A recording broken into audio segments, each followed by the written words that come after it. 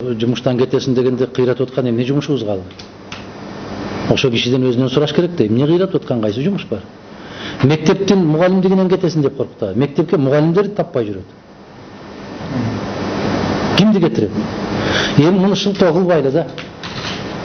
Анан дайым мен жыйындарда айтып келем.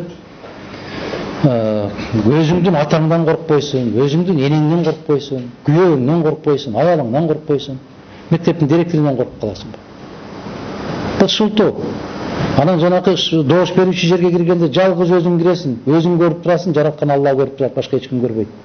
Ооба да сиз айткандай болот деп туруп, өзүңдүн каалаганыңа добуш бере бер да. Качанга чейин шылтоо издейсиңер? Бизди коркутуп атат, паспортуңду бер деп атат, паспортубузду жыйнап алды, бербей кой. Бербей кой. Керекпи кредит алып алып бербей эле коюп атпайбы? Ошо добушка келгенде эле коркуп калып атабы, мен түшүнбөйм.